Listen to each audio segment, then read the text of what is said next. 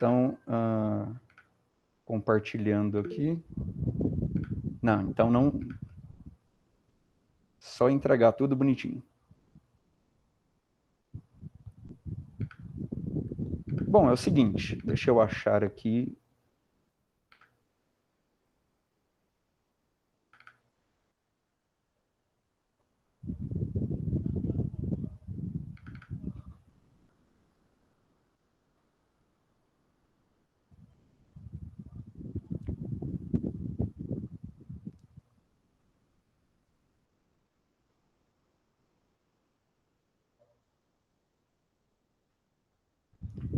Ai, meu computador anda lento, eu vou ter que dar uma limpada nele.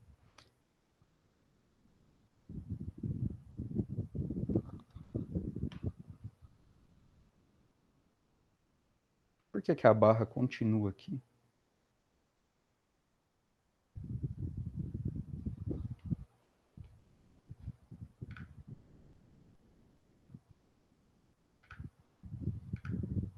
Bom, essa parte de química já foi tudo. Essa discussão aqui, nós já fizemos a discussão nas aulas que já está postadas lá sobre os microscópios. A gente já tinha discutido um pouco sobre o microscópio óptico em si, que são o que resultou nessas duas figuras dessa pulga. Primeira coisa que eu quis discutir sobre os microscópios é porque ele foi muito útil para biologia, para química, para medicina, para a área de biológicas em geral e para a área da saúde em geral, odontologia. Eu já fiz, na época que eu estava na pós-graduação na UFG, eu manipulava o microscópio de força atômica, eu fui um dos primeiros a aprender a mexer no microscópio, porque na época que eu estava no mestrado, foi a época que compraram um microscópio. O microscópio chegou lá, mas ninguém sabia mexer. E, tipo, meu orientador falou, se vira aí. E aí eu tive que me virar e conseguir fuçar naquela parafernália lá cheia de comandos. Na verdade, o equipamento ele é bem pequenininho, o microscópio ele é bem compacto, mas a parafernália é as funções, o tanto de comandos e de opções que a gente tem lá. E aparecia dente para a gente fazer imagens da microscopia de força atômica, que, como vocês viram nas aulas, a imagem é obtida por meio de, como se fosse uma micro-régua, presa de um lado, livre do outro lado, com uma pontinha para baixo, igual uma agulha de toca-disco. E aí a gente coloca essa agulha para oscilar em cima da amostra. E o AFM ele é muito interessante para criar imagens tridimensionais e fazer medidas de volume. A gente tem uma noção tridimensional também nas imagens de microscopia de varredura eletrônica, mas essas imagens elas não são tridimensionais realmente. A gente não consegue fazer uma leitura de qual que é a profundidade de um poro, se a gente fizer a imagem de uma superfície e tiver um poro lá, um buraquinho. A gente não consegue fazer a medida de que profundidade aquele buraquinho está. E no AFM a gente consegue porque a agulha faz esse movimento. Ele passa por dentro do buraco, sobe, então ele vai fazendo todo esse movimento oscilatório e a gente consegue medir como que essa agulha se movimenta para cima e para baixo. E gerar exatamente uma imagem tridimensional e fazer a medida da rugosidade, do grau de rugosidade, por exemplo, da dentina, que é a camada do dente, que ela é toda porosa. E aí eles analisam o que acontece com a dentina quando aplica ácido, e esse ácido tem o papel de branquear, de eliminar bactérias, e as bactérias ficam alojadas nesses buraquinhos da dentina, e eles são micrométricos. Então a gente... outra amostra que eu já analisei lá, porque como na verdade eu fazia o meu trabalho de mestrado, eu acho que eu já estava no doutorado, né? Mas eu era um dos poucos que sabia mexer no equipamento, aí aparecia alguém de outra área lá querendo usar, E ele não estava disponível para qualquer pessoa usar, tem que ter um operador. Hoje em dia, eles contrataram um técnico de laboratório para cuidar só do laboratório de microscopia. Né? Então, essa pessoa consegue, ela fica lá por conta de fazer as imagens de amostras da demanda da instituição, né? De toda a universidade, de toda a UFG. Chega alguém lá da engenharia querendo uma imagem de um cimento. E eu fiz uma imagem de um cimento quando eu estava no meu doutorado, que não tinha nada a ver com o meu trabalho, mas eu era o único que conseguia mexer no microscópio de força atômica. E aí o pessoal da engenharia estava fazendo uns tratamentos químicos lá no cimento, e eles queriam ver a nível microscópico como que modificava a estrutura, né? Fazer medidas de rugosidade, e isso precisava de uma imagem tridimensional obtida com a agulha do AFM. Então, no final das contas, a microscopia, eu coloquei aqui como primeiro para um dos grandes impactos na biologia, mas não só na biologia, né? Em área de biológicas como um todo, mas na área de ciências de materiais como um todo. Né? Na área da saúde, área de biológicas, área da saúde, área de ciências de materiais, engenharias, das mais variados tipos. Então, a microscopia ela é muito ampla. Então, por isso que eu quis colocar ela aqui logo de cara. Seguindo aqui, eu coloquei somente alguns exemplos onde a física pode auxiliar com modelos puramente físicos em sistemas biológicos. Um dos problemas da gente usar física para sistemas biológicos, na verdade, é o que diferencia, inclusive, né? O que diferencia a biologia da física, da química, é o objeto de estudo. A biologia estuda seres vivos, e seres vivos são sistemas muito complexos. São sistemas altamente complexos. A química estuda sistemas bem menos complexos, mas ainda complicados, onde vários átomos se agruparam para formar moléculas desde simples até moléculas bastante intrincadas e complicadas. Né? Mas por mais complicadas que as moléculas estudadas na química sejam, ainda não são tão complicadas quanto os sistemas biológicos. Porque os sistemas biológicos você não tem uma molécula para estudar.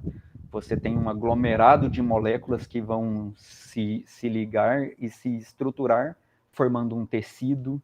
Esses tecidos vão formar órgãos, vão ter todo um sistema de funcionamento próprio.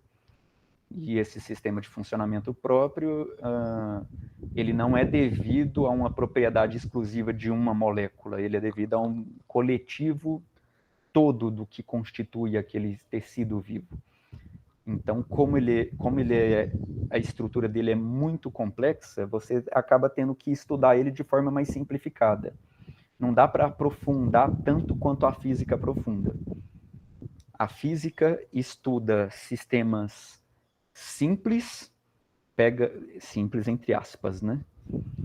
Nada é simples no final das contas, mas no nível de estruturação que a gente está falando.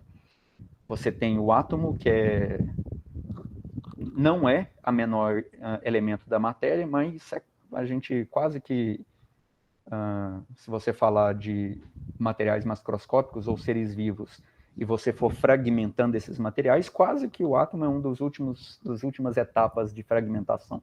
Você ainda pode pegar o átomo e fragmentar ele mais.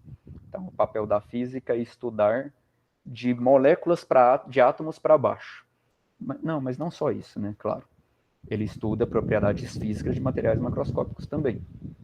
Mas no caso de seres vivos, o comportamento do sistema vivo, não dá para aplicar geralmente os modelos físicos, porque os modelos físicos, eles são modelos que usam muito da matemática. A física abusa bastante da matemática, abusa no bom sentido, né? A matemática serve bastante à física, mas para você conseguir aplicar matemática e conseguir resolver equações matemáticas, o sistema não pode ser extremamente complicado.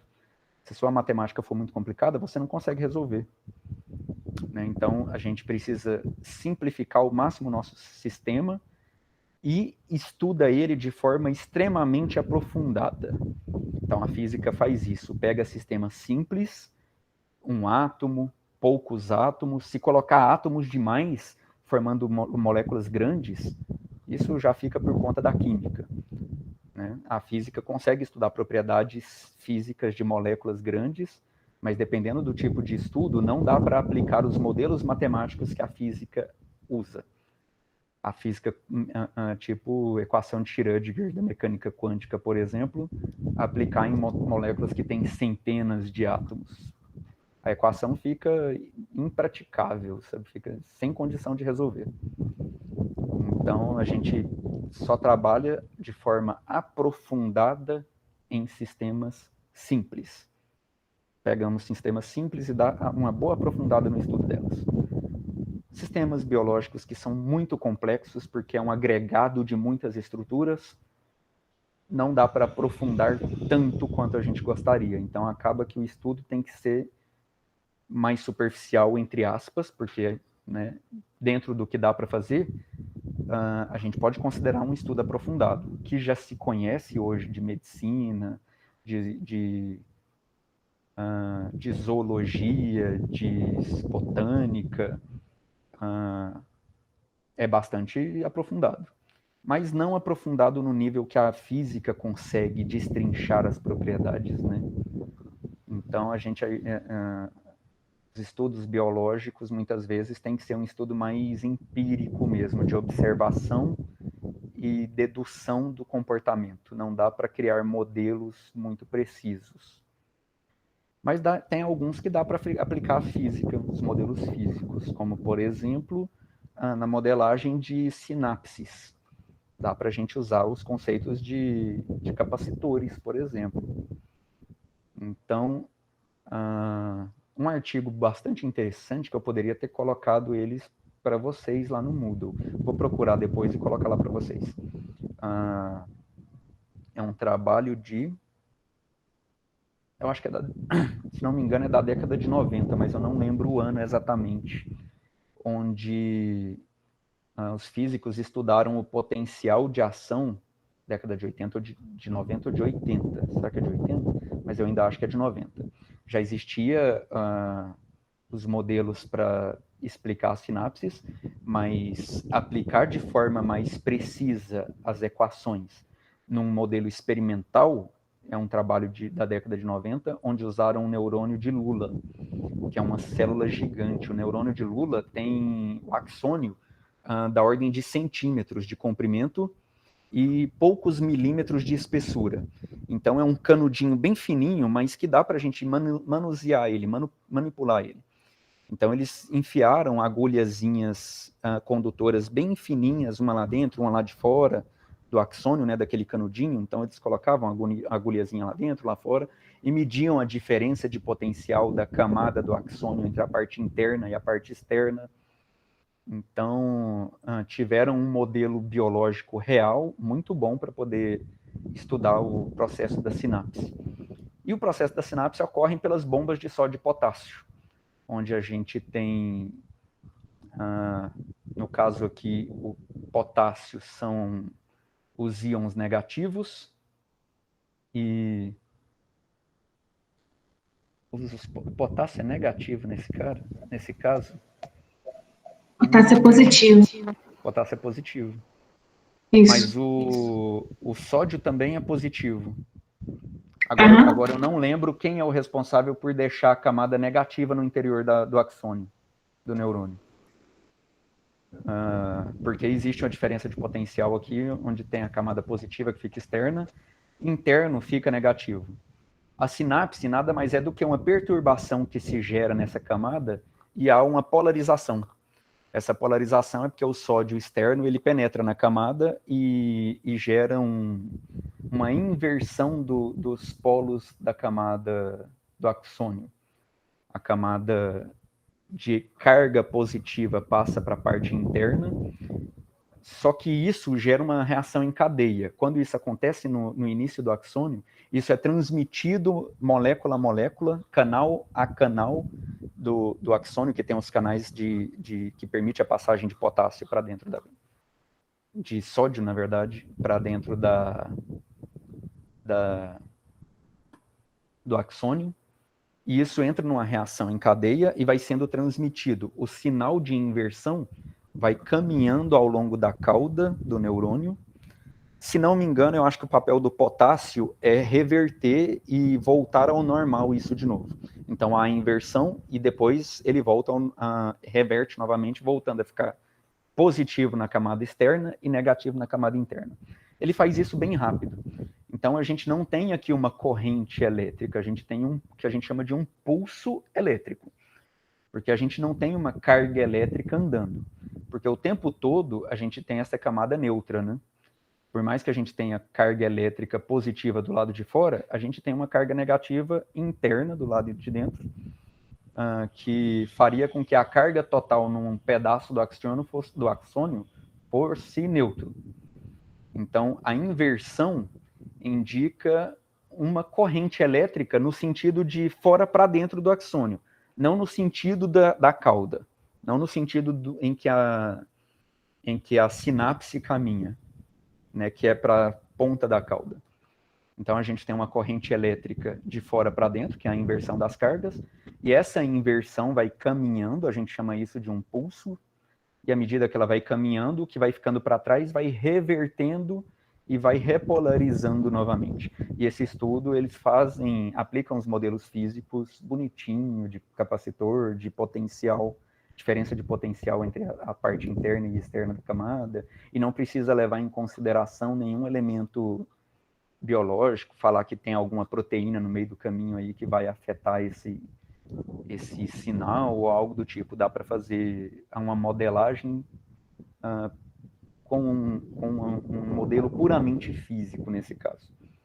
É um dos poucos casos onde a física dá para ser aplicada diretamente com uma precisão boa, né, sem ter o problema da complexidade estragar tudo, e não dá para resolver as equações matemáticas.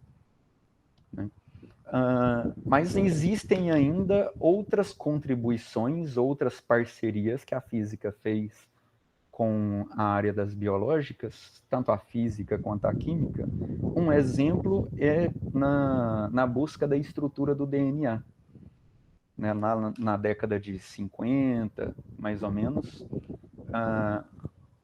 os cientistas queriam entender o DNA, queriam entender como que o código genético, como que a informação genética fica guardada nessa molécula, e ainda não sabiam o formato da molécula. Né, não tem como você ver um DNA no microscópio óptico. Então, tipo, qual que seria as estratégias para tentar visualizar algo que é invisível, inclusive para o microscópio óptico? E naquela época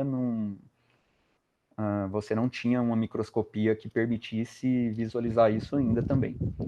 Né? Tipo, microscópio eletrônico, não sei se já dava alguma imagem em microscópio eletrônico na década de 50, mas provavelmente não era uma imagem que ajudava a visualizar bem a estrutura espacial do DNA. Mas aonde estão as duas principais contribuições da física aí? A Rosalind Franklin, ela não era física, ela era química, né? Mas o processo de difração de raio-x, ele é um processo elaborado e desenvolvido na área da física. Né? E aí desenvolveu-se a técnica de difração de raio-x, que é usada para determinar estruturas atômicas, né? Determinar a geometria de estruturas atômicas, de moléculas, de cristais, qual que é a posição que os átomos ocupam e qual que é o formato, então, da estrutura cristalina de determinadas moléculas. Então, a difração de raio-x entra aí. E o Linus Pauling é o que todo mundo aí já ouviu falar naquela distribuição de Linus Pauling, quando vocês vão fazer diagrama de distribuição eletrônica. Lá no ensino médio a gente fazia isso. Né? Vamos distribuir os elétrons ao longo das camadas eletrônicas aqui, dos orbitais S, P, D, F. Então fazia aquela distribuição 1S, 2S, 2P, 3S, 3P, 3D, e fazia aquela distribuição diagonal, assim. Né? Invenção do Linus Pauling, isso. Ele também usou a quântica para tentar modelar matematicamente qual que seria a geometria espacial do DNA. E ele deu umas contribuições boas, só que a conclusão que ele chegou, a sugestão que ele chegou baseado nas modelagens dele, é que o DNA fosse uma hélice tripla, né? Fosse uma tripla hélice. Tivesse 3 fitas e elas estivessem enroscadas. Quem sugeriu uma dupla hélice? Na verdade, eu não sei se ele sugeriu a dupla hélice, mas eu acho que foi o primeiro a sugerir uma estrutura em hélice.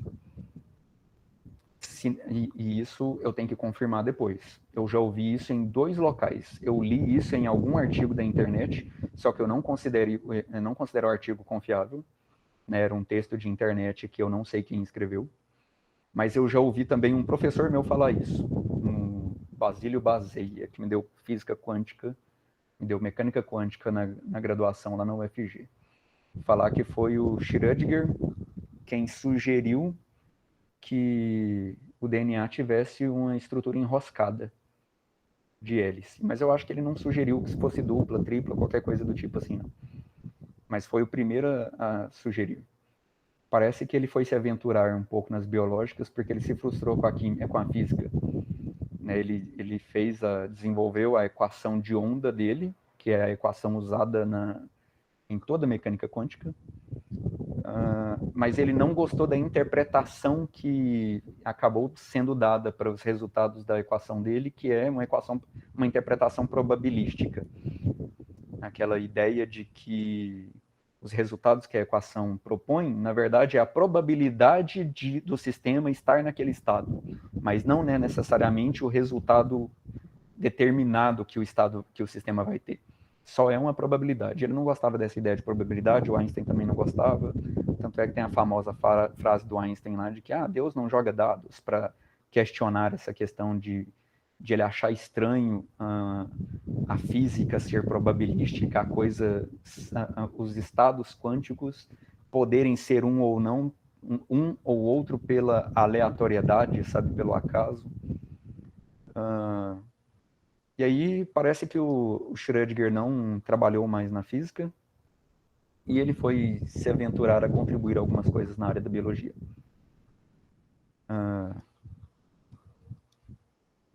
Inclusive, foi o Schrödinger que escreveu O que é a Vida, um livro chamado O que é a Vida. Agora eu estou na dúvida, eu estou achando que foi, hein?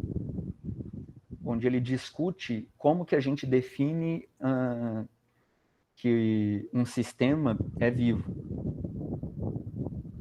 Né?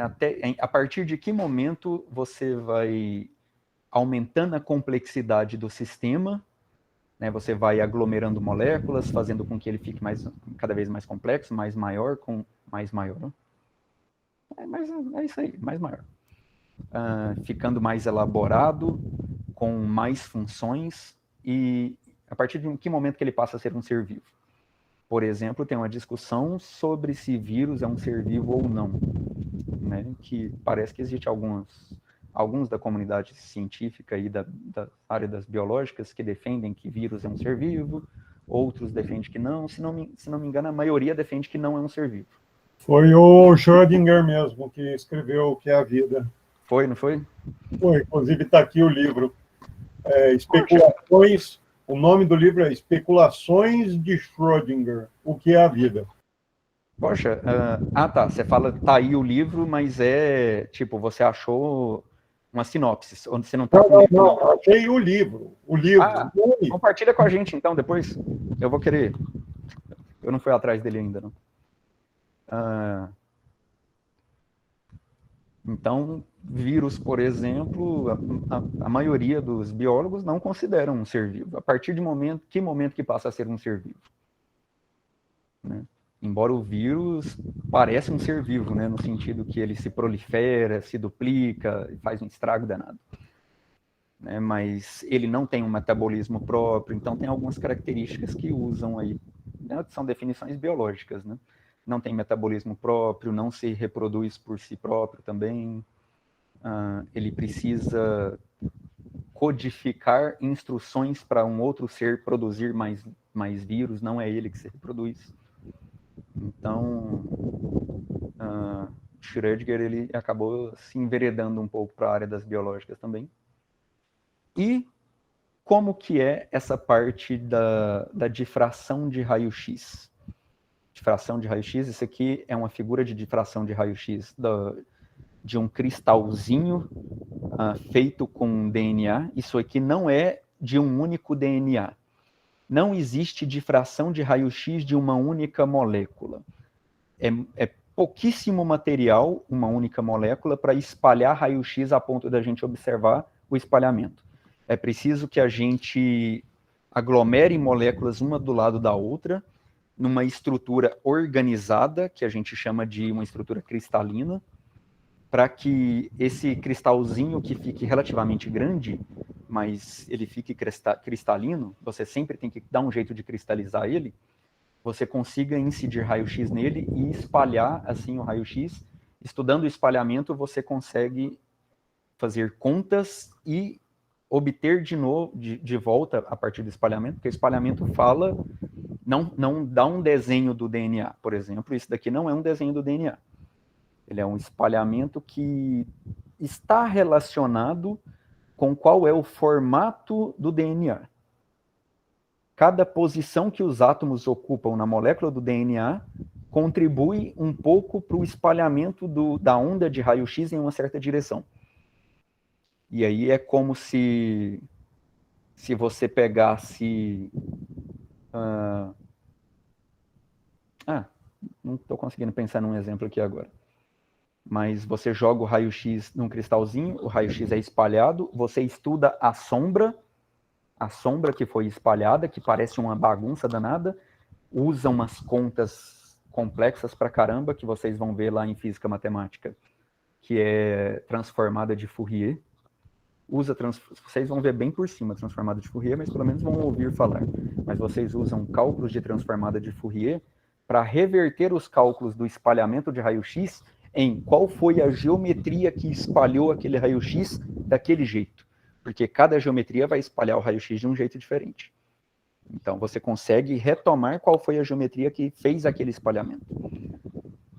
Então, no caso, essa Rosalind Franklin, ela tem o crédito de ter conseguido uma imagem boa. Não é imagem, né? Ter conseguido um espectro de difração bom. Embora, comparado com os que pode ser conseguido hoje, isso aqui ainda é uma porcaria, tá? Mas pelo menos era algo que dava para se tirar uma conclusão. Ela concluiu, a partir desse espectro, que o DNA era composto de uma dupla fita. Né? Então, era uma fita que fazia uma dupla hélice, diferente da conclusão do Linus Pauling, que era uma tripla hélice. E ela estava certa, porque ela é um dado experimental. Ele tinha boas sugestões, né? Mas ele não conseguiu ser tão preciso assim. Então, qual que é a ideia da difração de raio-x? Primeiro, o que é um material cristalino? Diferente do que a gente usa de cristalino no dia a dia, tipo, a gente enche um copo d'água e olha assim e fala, não, essa água está cristalina. Significa que ela não tem nem um pouquinho de turvidade, sei lá, ela não está turva nem um pouco. Não sei qual que é a palavra nesse caso. Turvidez. Turvidez mesmo, né? Obrigado. Turvidez. Então ela não tem nem um pouquinho de turvidez. Ela está completamente translúcida. No caso, não é não é cristalina. O termo correto seria ela está completamente translúcida. Um material cristalino, então, significa que os átomos eles ocupam posições muito bem definidas. Por exemplo, o cloreto de sódio. Vou desenhar melhor. Definição de um cristal. O que é um cristal? Aqui temos o cloro, negativo. Cloro, negativo.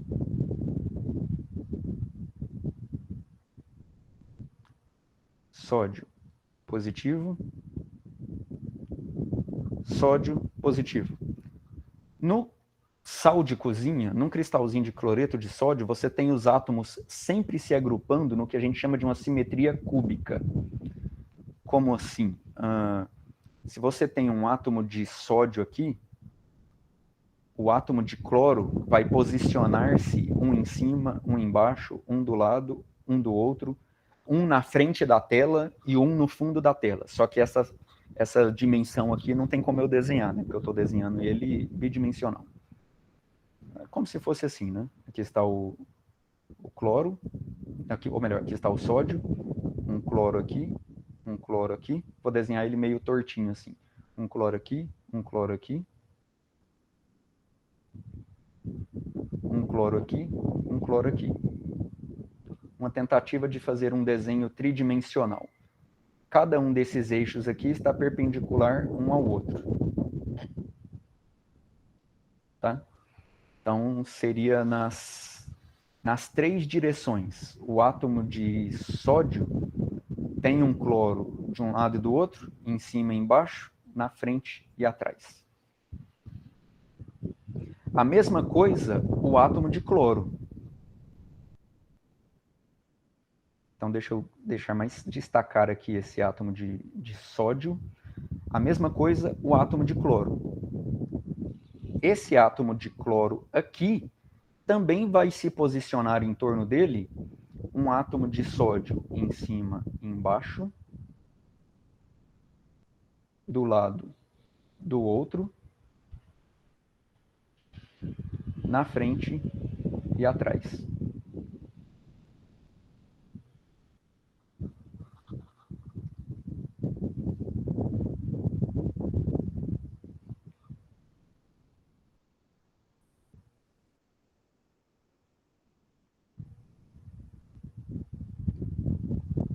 Essa inclinação aqui ficou diferente do de baixo, mas é mais ou menos isso.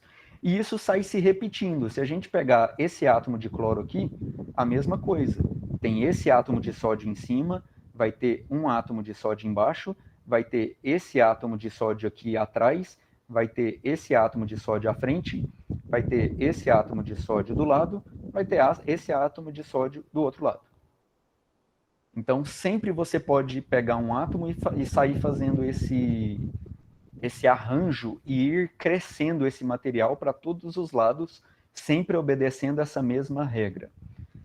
Num desenho bidimensional, o que a gente vai ver então é isso daqui. Aqui está o sódio, a gente tem...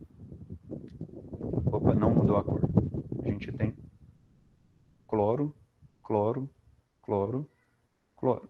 Em torno desse átomo de cloro da esquerda, a gente tem sódio em torno dele, sódio, sódio e esse aqui, sódio. Em torno desse sódio da esquerda agora, a gente tem cloro, cloro, cloro e cloro. E vai alternando.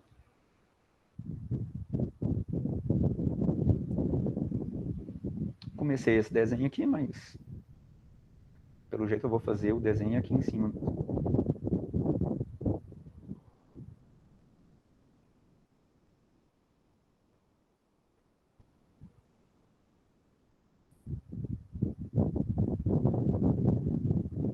Bom, do jeito que eu vim desenhando aqui, já estou começando a perder um pouco a noção da distância, mas eu acho que dá para ter a noção da ideia, né? Então, esse padrão se repete. Um cristal é sempre isso. Você tem alguns poucos átomos que você identifica um padrão em que esses átomos ocupam uma certa posição. Esse padrão te sugere uma geometria para o que a gente chama de célula unitária. Qual que é a célula unitária? A gente pode pegar aqui uma célula cúbica, que é um cubinho. Opa, esse desenho ficou feio, né?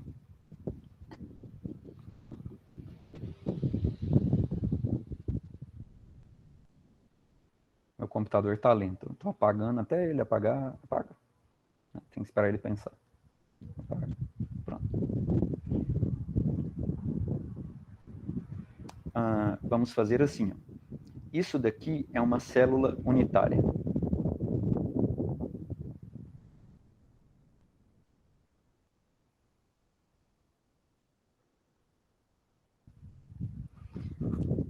Quando a gente identifica uma célula unitária com a posição de alguns poucos átomos que dá aquela geometria simplificada para a gente, o cristal nada mais é do que você obter o restante do material todo por translação dessa célula unitária. Pega esse cubinho aqui, então ele tem uma simetria cúbica. Simetria cúbica significa que os átomos da célula unitária formam um cubo, ocupam os vértices de um cubo. Então aqui a gente tem, para a gente ter uma visão tridimensional, a gente tem um sódio, um sódio, um sódio, um sódio aqui. Alternando, a gente tem um cloro, um cloro, um cloro, um cloro. Pronto, esse aqui seria a nossa célula unitária, que a gente vai construir todo o restante do material macroscópico, fazer o cristal ficar grande, repetindo essa célula unitária em todas as direções. Pega essa célula unitária e repete ela aqui do lado. Aí, a gente tem ela aqui de novo, igualzinho que nem. Esse sódio que está aqui, ele é o mesmo sódio que está aqui se a gente transladar essa caixinha para a direita. Esse cloro que está aqui é o mesmo cloro que está aqui se a gente transladar a caixinha para a direita. Aí translada a caixinha para a direita de novo. A gente repete ele aqui de novo. Translada a caixinha para baixo, a gente repete ele aqui de novo. Translada a caixinha para a esquerda de novo. Para baixo de novo. Para frente, agora saindo aqui do plano da tela, você sai empilhando essa mesma estrutura. Então, o cristal é isso, é quando você tem uma repetição por translação de uma célula unitária. Você identifica a posição dos átomos numa célula unitária e sai repetindo essa célula unitária. Então, o cristal ele vai ter um padrão de repetição. Um líquido não tem, porque você tem, por exemplo, num álcool, né, num etanol ou num álcool mais complexo, o etanol tem só 2 carbonos, né? Com 2 ligações. Não lembro se o etanol tem um oxigênio. Eu não lembro mais o que é que define ser um etanol. É ter um OH? Isso, tem um OH, a ligação é simples. É CH3, CH2, OH. Ah, tá. Beleza. CH3. Não entendi. A ligação é simples aonde? É aqui ou não? Isso, é só um tracinho. Ah, tá. É verdade, é o etanol, né? É o an que define se é ligação dupla. Senão seria etenol, né? Então aqui vai ser o CH3 que você falou, né? É, isso. E aqui é uma ligação dupla, né? Então aqui vai ter só um H. Não, a ligação é simples também. O oxigênio só faz 2 ligações, já está fazendo uma com oxigênio, com hidrogênio, quer dizer. Então, seria isso daqui. Se você tem essa molécula num líquido, num estado líquido, eu vou definir, por exemplo, então, um desenho para essa molécula assim, ó. Esse é o desenho da molécula. Eu vou simplificar essa molécula por esse desenho. Para a gente ter um cristal de etanol, a gente precisaria conseguir posicionar as moléculas, uma do lado da outra, todas na mesma posição. É como se a molécula fosse nossa célula unitária. Fosse não, se a gente conseguir cristalizar o etanol, é isso que vai acontecer. A gente vai conseguir reproduzir uma outra molécula aqui do lado, uma outra molécula aqui do lado, ou seja, a própria molécula vai ser... Talvez não seja a própria molécula que seja a célula unitária, hein? talvez as moléculas tendam a se interagirem e se aglomerarem entre si, por exemplo, de uma forma assim. Ó. O etanol não forma um cristal. Pois é, não forma, mas eu digo que se formasse, para formar um cristal, ele deveria se arranjar de uma forma periódica e organizada. Pega uma substância que forma um cristal. Por exemplo, silício com boro, borosilicato, boro germanato. Mas é porque eu não sei o desenho delas, então não adianta. É um tetraedro. Eles são todos do grupo 4A, eles sempre formam um tetraedro perfeito. O silício, o germânio, o chumbo, eles são, apesar do chumbo ser extremamente denso... Mas você está falando de estruturas que são monoatômicas. Não, o borosilicato é a formação. Borosilicato. Isso, borosilicato, o argônio, zenônio, o argônio, genônio, o silício, eles formam uma estrutura cristalina e aí, dependendo de como que você monta a estrutura, ele vai produzir, por exemplo, a luz vermelha, a luz verde, a luz azul, a luz amarela, inclusive porque a substância que está dentro da estrutura cristalina vai depois reagir dependendo do fluxo elétrico. É assim que se produz, por exemplo, um LED. A questão é, a gente consegue fazer isso fácil em desenho aqui? Essas estruturas são complicadas para se desenhar aqui? Não, elas não são complexas. Espera aí que eu vou achar uma aqui. Vamos lá.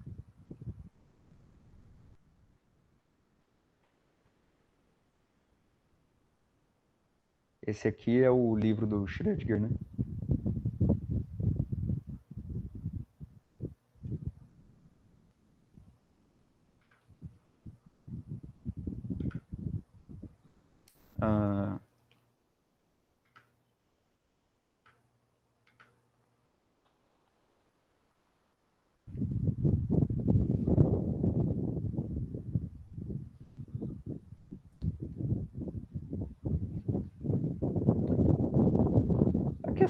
A água é um exemplo complicado de desenhar, mas a água é interessante. A água é o troço mais estranho que tem, ela funciona com qualquer formato, cristal, sal, ácido, base, depende do que você faz com ela. Pois é, mas a gente está falando de cristalizar a água. A água não vai funcionar como sal ou base simplesmente por ser água e você solidifica ela. Quando a gente solidifica a água, ela forma estruturas cristalinas. Para formar estruturas cristalinas, significa que as moléculas de água se posicionam em arranjos bem definidos. Eles não ficam bagunçados. O que eu ia falar aqui, eu vou continuar aqui porque eu vou usar o exemplo do etanol, não para dar um exemplo de cristal, mas justamente para dar um exemplo de algo que não é cristal. Página 26, Teoria Estrutural dos Cristais, mostra a razão estrutural e o formato das várias estruturas dimensionais dos cristais poliédricos. Dá uma olhada aí, página 26, parte de baixo da página. Aí. Não, isso aqui é complicado, cara. Isso aqui é complicado. Que complicado o quê? Olha lá. Você está olhando, cara. Olha lá, não importa qual é o átomo que você tem, ele vai ter o mesmo momento estrutural, independente da estrutura. Então, se a sua estrutura é uma estrutura de tetraedro, uma estrutura linear, triangular, se ela é dimensional... Não. Vamos lá. Isso aqui, eu entendi o que você está falando. É complicado, sim, para o que a gente está querendo falar, porque... Tipo, ele é uma estrutura que vai... a página 28. Cabecinha da página 28, ou no meio... Isso. Ou um pouquinho para baixo dessa página. Aí. Certo.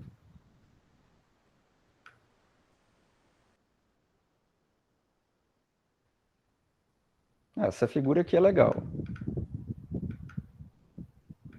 Essa figura aqui, a gente vê repetição nela. Essa figura aqui, ela não é suficiente. A gente não, ela está mostrando uma célula unitária. Essa célula unitária, elas são complicadas para eu começar a repetir e tentar mostrar uma estrutura maior. A repetição a gente mostrou por um sistema mais simples do mundo, que é uma estrutura cúbica. Esses sistemas aqui mostram a célula unitária. Não dá para eu desenhar isso daqui em repetição. Esse daqui está legal. Esse daqui está mostrando a questão da repetição de forma bacana.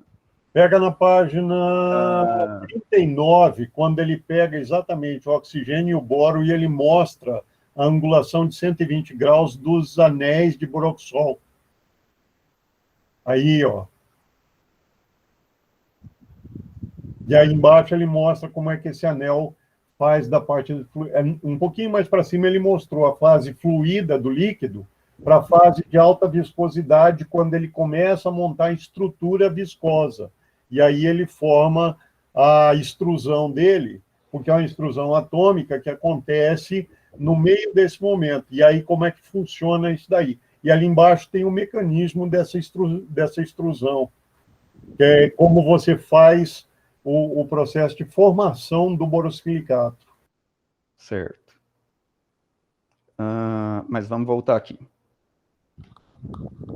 O que eu quero dizer com esse exemplo? O etanol não forma cristal, mas é exatamente isso que eu quero falar.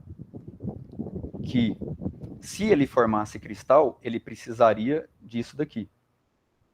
Você precisaria que as moléculas se rearranjassem de alguma forma organizada e periódica. Ou uma do lado da outra, ou elas se ligariam, elas se interagiriam entre elas, uma molécula de etanol com outra molécula de etanol, de tal forma, por exemplo, vamos dizer que, deixa eu ver aqui, essa perninha aqui se ligue nessa ponta, por exemplo. Então, a gente teria aqui a outra molécula assim, ó.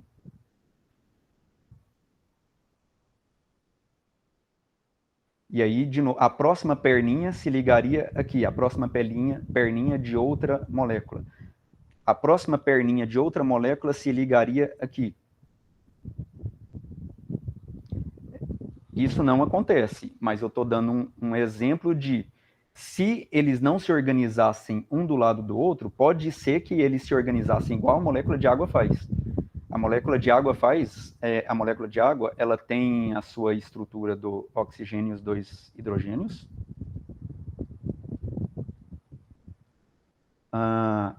E ela não cristaliza simplesmente com a outra molécula, uma do lado da outra aqui. Uma do lado dessa, uma do lado dessa.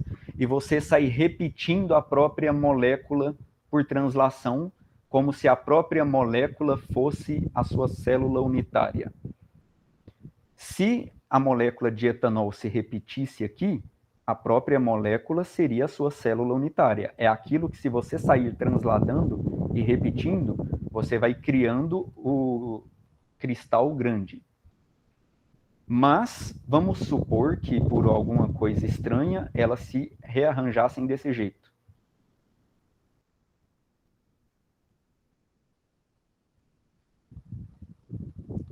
E por algum motivo é assim que elas se rearranjam. No final ia quase que fechar aqui do jeito que eu estou desenhando, uma sugestão doida. Talvez esse anel aqui estivesse cristalizado, se repetindo com outro anel desse aqui do lado. E fosse os anéis quem fosse se repetindo.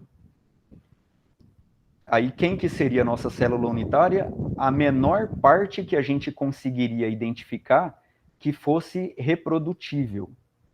Aí, na verdade, a menor parte não seria uma única molécula de etanol, seria aquele aglomerado grande que a gente identificasse, que quando a gente transladasse ele aqui para o lado, a gente identificaria esse mesmo padrão Translado aqui do lado, a gente repete ele aqui de novo. Translado para baixo, a gente repete ele aqui de novo. Mas o que acontece no etanol líquido?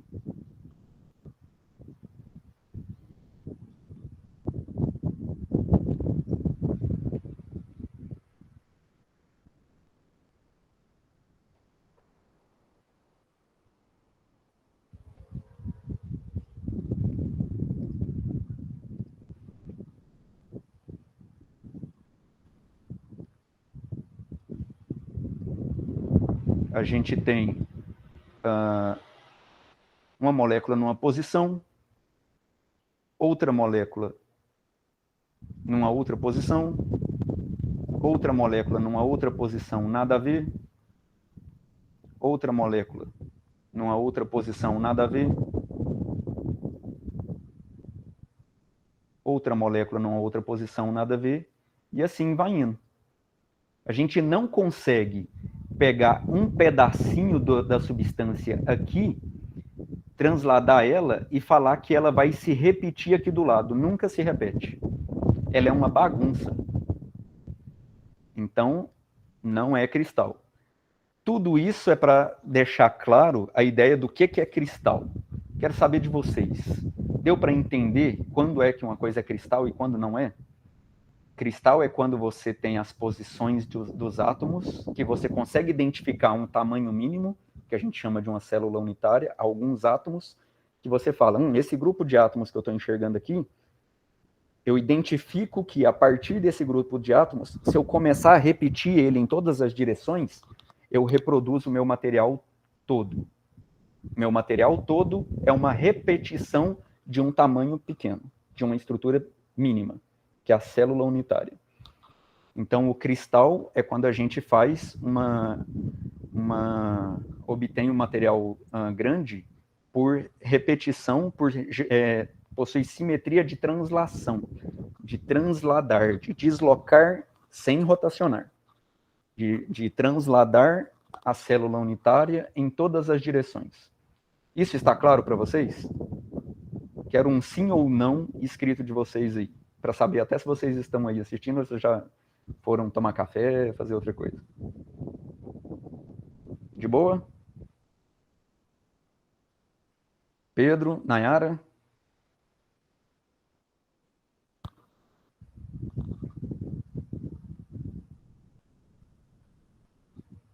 Pedro e Nayara estão tomando café, então. Quando um material... Aí vem a questão do que é a difração de raio-x. Um material amorfo, que não tem estrutura cristalina, ou seja, não tem uma organização dos átomos, os átomos são bagunçados, igual acontece num líquido.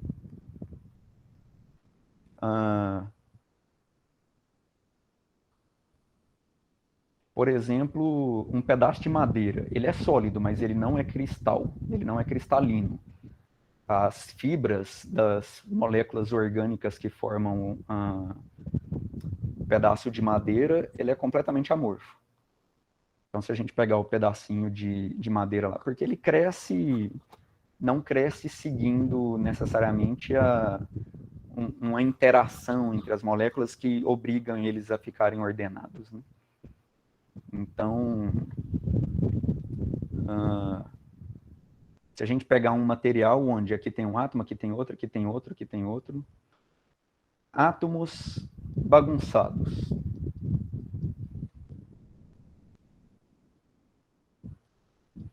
Quando você incide a radiação de raio-x, essa radiação de raio-x vai ser espalhada pelos átomos. Só que cada posição do material tem um átomo numa posição diferente. Então, o que vai virar aqui na chapa fotográfica, antigamente era chapa fotográfica, hoje é uma câmera CCD. O que vai virar aqui no sistema que visualiza o raio-x quando incide, é um borrão, porque não existe nenhum padrão. sabe, cada região, esse pedaço aqui do material espalhou de um jeito, espalhou para um local. Esse pedaço aqui espalhou para outro. Esse pedaço aqui espalhou completamente bagunçado, diferente dos outros. Então, você tem aqui um local onde o raio-x incidiu de forma completamente caótica. Você não obtém nada desse espalhamento. Agora, se você incide o raio-x sobre um cristal,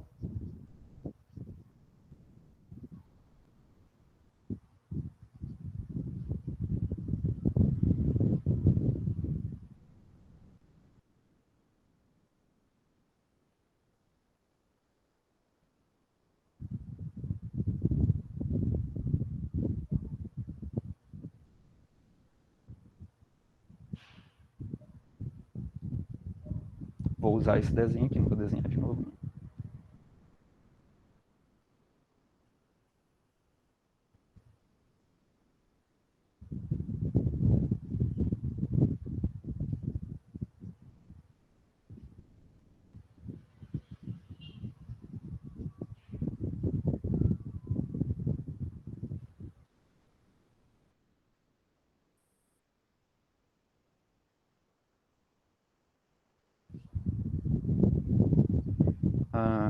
Quando a gente incide o raio-x nessa amostra, você tem os átomos espalhando de uma forma bem reprodutível. Tipo assim, esse átomo vai espalhar de forma semelhante a esse átomo, a esse átomo, a esse átomo. Na verdade, a gente vai incidir no raio-x e vai mudando o ângulo. Depende muito de como o ângulo em que o raio-x incide. Então, deixa eu pegar um ângulo um pouco diferente, que eu acho que dá uma ideia mais clara do que do jeito que eu incidi aqui. Se a gente pegar o raio-x incidindo com um ângulo mais assim,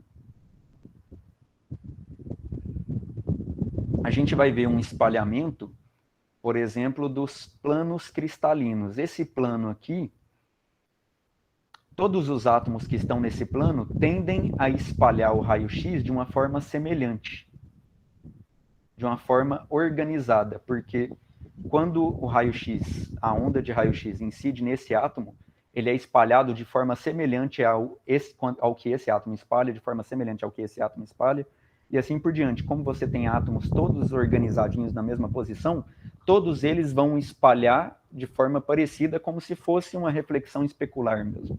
Claro que não é como uma reflexão especular, porque existem vários obstáculos aqui no meio do caminho. Né? Você vai ter interferências construtivas e destrutivas, porque vai ser uma sucessão de espalhamentos. Mas olhando para uma única camada aqui, por exemplo, toda essa camada vai espalhar de forma bonitinha, assim como toda essa camada vai espalhar de forma bonitinha, assim como toda essa camada. Então, o fato dos átomos estarem organizados permite que o espalhamento também seja organizado. Então, as várias camadas vão espalhar de forma organizada. Claro que quando elas espalham, a onda espalhada por cada uma das camadas vai interferir entre si e vai sofrer vários outros espalhamentos, mas todos os espalhamentos vão ocorrer devido a camadas que estão também organizadas. No final, a gente vai ter um espalhamento resultante quando passar por esse cristal, de tal forma onde a gente vai ver um padrão, onde vai acontecer aqui figuras de sombra. Sombra não, esse aqui eu vou falar que é devido a uma região clara. Clara é melhor. Ou sombra, não, sombra mesmo. Figuras de sombra, por exemplo. Porque sombra, na verdade, indica onde o raio-x incidiu. Era a ideia da chapa fotográfica.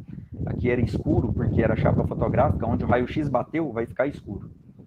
Então, o que eu estou chamando de sombra aqui é diferente do que a gente costuma chamar de sombra em fenômenos de interferência. Sombra nos fenômenos de interferência é onde teve interferência destrutiva e a onda não chegou lá. Aqui é o contrário. Aqui, aonde fez sombra, onde ficou escuro, na verdade, é onde a onda chegou realmente. As regiões que ficou mais claro é onde não bateu onda. Porque é a ideia da revelação da chapa fotográfica.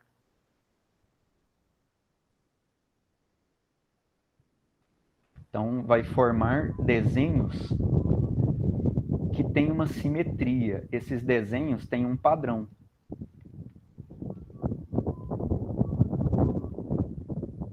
Não são desenhos bagunçados, tem todo um padrão bonitinho aqui, de posições bem definidas de onde incide.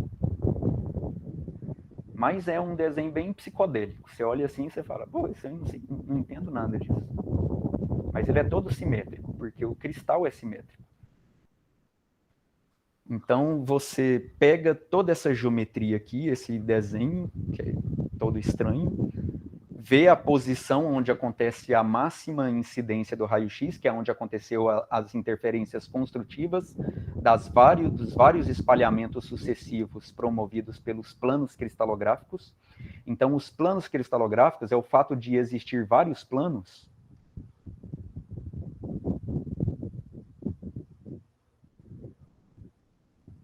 O plano cristalográfico é definido por um alinhamento de átomos. Então, você pega um alinhamento organizado de átomos, ele é um plano cristalográfico. Então, esse plano, ele espalha de forma organizada uma onda, assim como todos os outros planos que são paralelos a ele, e todos esses planos vão espalhar de forma semelhante. Então, a gente analisa só um. Esses planos aqui vão espalhar também de uma forma específica, assim como todos os outros planos paralelos a ele. Esses planos aqui vão espalhar de uma forma específica. Então, no final das contas, as várias regiões onde a onda incidiu, gerando esse desenho parecendo aquelas figuras de psicólogo, né? Tipo, faz uma mancha e dobra a folha assim e ela fica simétrica em relação àquela dobrada da folha. Só que aqui a simetria é maior. Muitas vezes ele tem simetria em várias direções. Tipo, deixa eu pegar uma figura típica aqui de refração de raio-x. Difração de raio-x.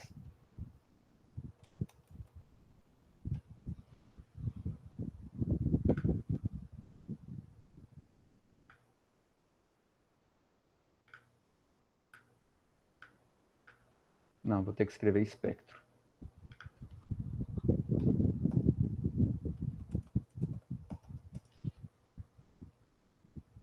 Ah, não, o espectro dá o gráfico, não dá a imagem.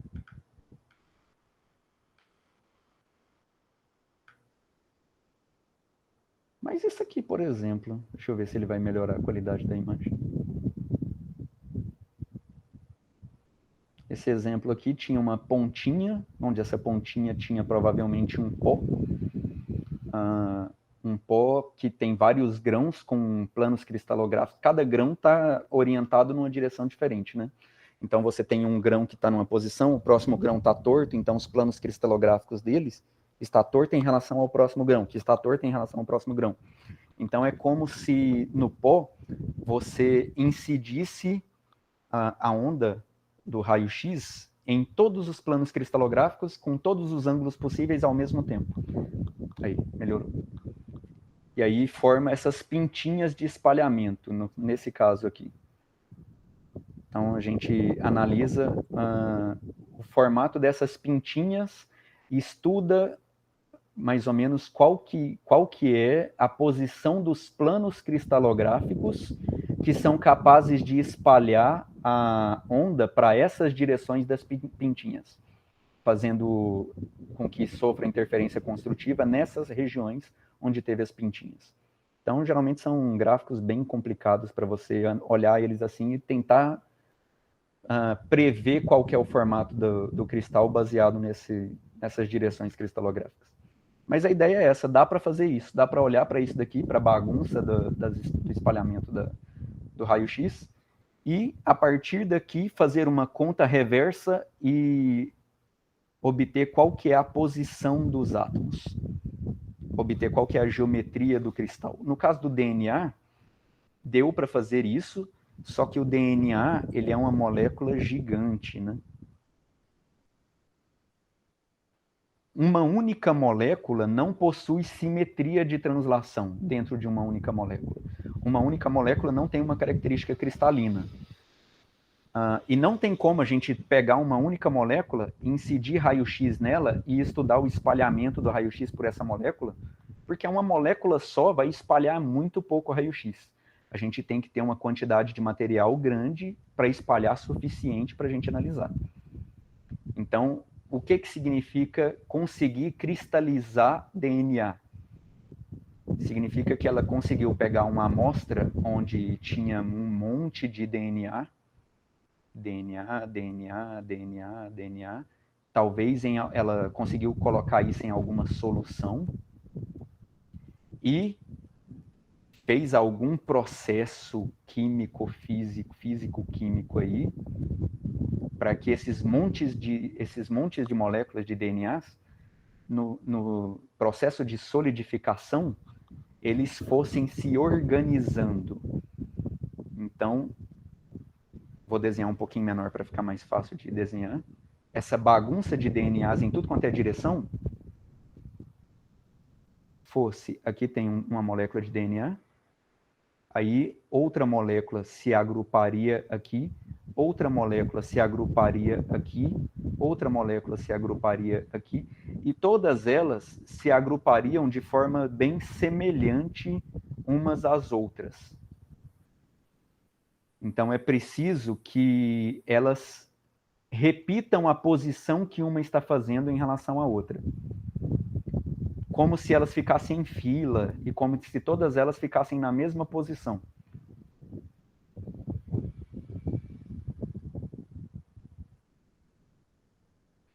Claro que como a molécula de DNA é uma molécula grande, uma molécula aqui que tem um certo enrolamento e a próxima aqui que tem um outro enrolamento, a gente não vai conseguir que essa molécula fique idêntica a essa. Uma vai estar um pouquinho mais torcida do que a outra.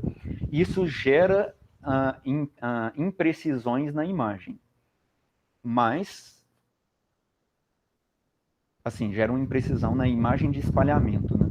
Mas foi o suficiente para Rosalind Franklin conseguir cristalizar isso aqui o suficiente, conseguir organizar essas moléculas de DNA o suficiente para que eles gerassem um espalhamento ordenado o suficiente para que ela pudesse prever pelo menos qual que era a geometria a grosso modo. Ela não conseguiria prever igual a gente prevê, por exemplo, vamos fazer o espalhamento de um cristalzinho. A gente consegue falar a posição de todos os átomos. Tal átomo está nessa posição, tal átomo está nessa posição e recria com uma perfeição muito boa um cristal inorgânico, por exemplo, que tem uma célula unitária pequena. Cloreto de sódio. Uma baba, que lá é simplesíssimo. Mas isso daqui, a célula unitária, seria o próprio DNA. Ela não tinha precisão suficiente para falar a posição dos átomos dentro do DNA, mas ela tinha precisão para falar mais ou menos o formato a grosso modo do DNA. Então, era um pouco borrado o espalhamento, justamente porque essa cristalização não era perfeita, mas, na verdade, foi um mérito dela de conseguir fazer isso, conseguir cristalizar o DNA.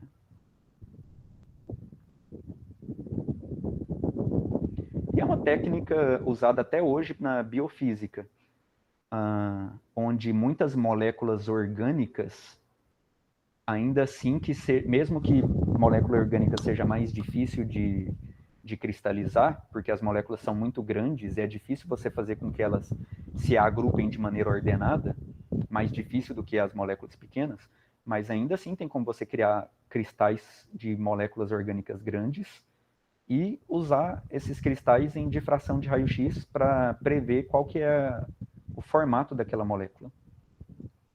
Então, difração de raio-x serve para a gente conseguir prever o formato de uma molécula, desde que a gente consiga fazer isso, cristalizar, ou seja, botar ordem na casa, colocar os meninos tudo em fila. Né? Tirar aquela... É igual a sala de aula. Você chega lá, tá aquela baderna na sala de aula. Você manda todo mundo calar a boca e sentar e dar as mãos e fazer uma filinha lá organizada porque vai tomar lanche. Sabe? É conseguir fazer isso com as moléculas. Só que é mais difícil fazer isso com um menino do que com molécula. Não, não é não. É mais difícil fazer isso com molécula. Embora eu prefira fazer isso com molécula do que com menino. Então, nesse caso aqui, forma-se os planos cristalográficos que vão fazer os espalhamentos ordenados. E aí, ainda assim, tem os planos cristalográficos dentro das camadas atômicas dos próprios átomos que estruturam o DNA. Então, para ela conseguir ter uma noção de qual que é a geometria do DNA, precisa ter por menor que seja, tem que ter um certo ordenamento dos átomos de uma molécula de DNA em relação ao outro, para que os átomos que estão dentro de uma molécula de DNA espalhem de forma parecida com a outra molécula de DNA também. Porque senão se cada molécula de DNA, o interior dela aqui espalhar de uma forma bagunçada, a única coisa que ela vai identificar é uma geometria cúbica. Tipo, aqui tem uma molécula, aqui tem uma outra molécula, aqui tem uma outra molécula, ela só vai identificar a posição das moléculas. Ela não vai ter uma visualização dentro da molécula para poder ver o formato dela. Então, o espalhamento de cada átomo dentro da molécula também precisa ter um ordenamento. E isso não ia ser tão difícil de acontecer. Basta colocar as moléculas em fila que uma molécula já ia estar meio parecido com a outra, né? Então, no interior da molécula, cada átomo ia espalhar de forma parecida com a outra. Então, a gente ia ter informação a respeito da estrutura interna da molécula. A questão é só a precisão mesmo. Conseguem entender um pouco melhor agora o que significa essa imagem de difração de raio-x? Ela é uma imagem que não mostra o DNA, só mostra aonde o raio-x incidiu, onde aconteceu as interferências construtivas, para onde o raio-x foi espalhado depois dele incidir sobre milhões e milhões ou bilhões e bilhões de moléculas de DNA que estavam ordenadinhas num cristal. Então, o espalhamento coletivo de um monte de moléculas de DNA permitiu a gente enxergar isso daqui, e a Rosalind Franklin prevê que a molécula de DNA era uma dupla hélice. Mas o Linus Pauling também, com dados teóricos e cálculos teóricos, sugeriu conseguiu mostrar que seria uma molécula torcida, só que ele achava que era uma tripla hélice.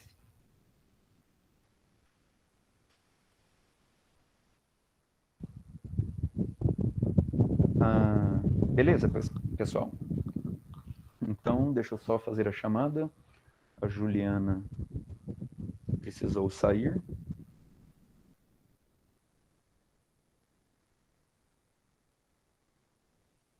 Está Regina, Pedro, Nayara, Frederico e Juliana.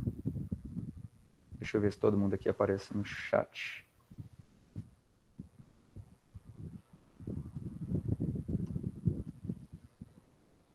Não, nem todo mundo aqui aparece no chat.